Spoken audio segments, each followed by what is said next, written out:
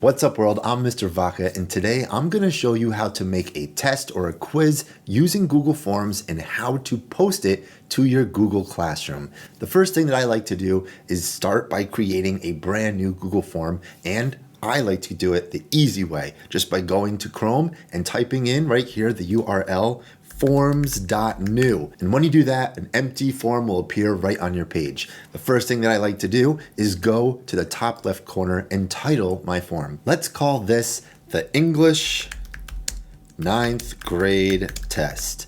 And as you click off of that, you'll see it automatically puts the title right there in the form. And now I can add a description to the form or your directions or instructions. And I'm just going to say, this is about last week's reading.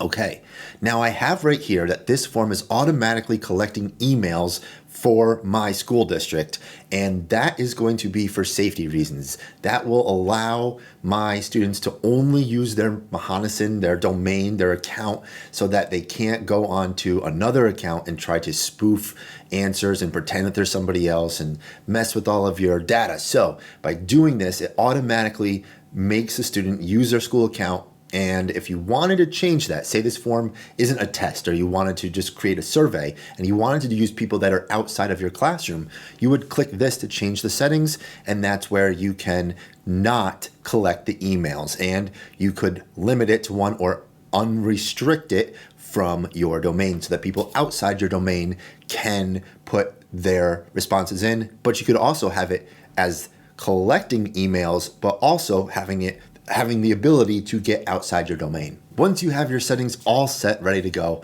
click save, and now it's time to start making your questions. Now, it's really easy if you are transferring a paper test to a form and you are just going to copy the questions over. Now, there's different types of questions. You have multiple choice, you have short answer, and really any type of question that you have, you can transfer it over here. And the good news is, all you need to do is click this box right here, your first untitled question, and you can see in the right-hand side of that box, you have this drop-down menu of multiple choice. Maybe I want to do a checkbox or a short answer, a whole paragraph answer. Maybe I'm going to do a DBQ in my social studies question, and the student's going to fill out a real long answer. I could use that. I could even do a linear scale, multiple choice grid, checkbox grid, but today we're going to start with the easiest, just a short answer. So we're going to say for the first question, who are the main characters? And I will have the students put their answer right here in the short answer text. This right here is the ability to add a picture. So let's say I had a picture of the cover of the book. I could put that right in there by clicking that. It will ask you, where are you going to find that picture? Is it on your hard drive? Is it in your Google Drive? Or do you want to do a Google image search? You could just type in Huck Finn, and there it pops up. I can click that, click insert, and you'll see the picture is in there. And the students are going to put their answer right in the short answer text. But if you have any experience in the classroom, you'll know that students miss questions. They'll skip over them, even when it was a paper and pencil test. So by clicking this required button right down there, it forces the student to answer the question.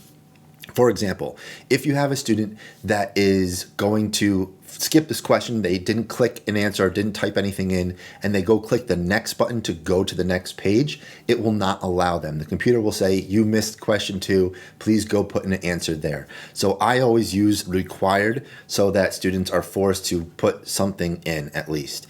And then when you're done, I want to add a new question, question number 2. You're going to find that toolbar where you're going to have a whole bunch more options in your tool belt right here to the right-hand side of that first question. The first thing here is the plus button, and that is your add question, followed by import questions. Importing is if you already have a form and you want to just move one set of questions to another form. That isn't going to be for our beginner lesson, but right here, you can add titles and descriptions. So let's say right now we did the first part, and I'm going to add a title because this is going to be a math section, or I'm going to completely change something else. I'm going to click that, and it drops right down here. And I'm going to call this the math section. And all it is just a title. It's just going to let students know that we've now moved along. What's really cool is with all of these questions, you can move them around, dragging and dropping them. And to do that, you're going to hover your mouse over where you have these 3x2 dots. And then your mouse turns into that plus sign with the arrows at the ends of the lines. And if you click on that, you can drag and drop. So right now I moved the first question below the math section title, but now I'm going to click, drag, and drop it down there. So you can do that with any of the questions, titles, images, videos that you put in there. Everything is movable. Okay, I want to now add my second question. So I move my mouse over to that right-hand toolbar and I'm going to click Add Question. I'm going to scroll down here and I'm going to call this question a multiple choice question. And it's going to be, what is 2 plus 1?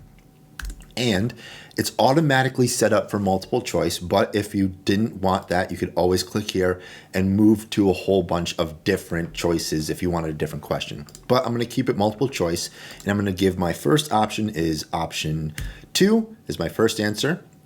Then I'm going to click right there, add option, because I want this to be a 4 answer selection choice. So now I'm going to do 12. My other option is going to be 50. And then I'm going to have a fifth. Actually, I'm going to add a fifth option. I'm going to put the right answer in there. And now I'm going to do add other. And what that does is allows the student to put in their own answer if they don't think that the first 4 answers are correct. So that's a good way to try and trick students, or, see if you can get students to maybe describe what they are trying to think, what they're using, and that will give them some partial credit. Okay, so let's look at the next section right here, the next tool in your tool belt, and that is adding an image. So if you click on that picture, you get that same image upload that we were just seeing in the first question. So now I want to put a math question image in there. I'm going to do my Google image search. I'm going to click this image. It looks pretty cool. I'm going to click insert, and it's going to add the image just in its own little box. You can give it a title. You could say, check this out. And then you can do anything that you want. You can drag it, drop it. If it's part of your math selection, you could have that as a graph, and you could write, use this graph for the next 3 questions. And then you could add more questions in there, so on and so forth. You can do the same thing with videos. So say, for example, you want the students to watch a quick 5-minute video and then write a response to it. All I would do is click right here on your tool belt, the play button with the rectangle around it.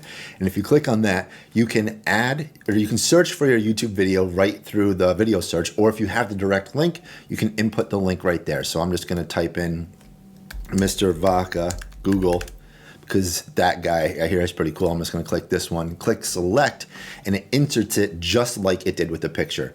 Now I want this below my math question, so I'm going to drag, drop, bring it down below. Oops. Let me try this. There we go. Bring it down below. We're just going to say this is Mr. V. And then I'm going to add another question. This one, though, is going to be not multiple choice, a linear scale. So for this linear scale question, I'm going to have the students rate this video. And it's going to be a 1 to 5, but I could change it to a 1 to 10.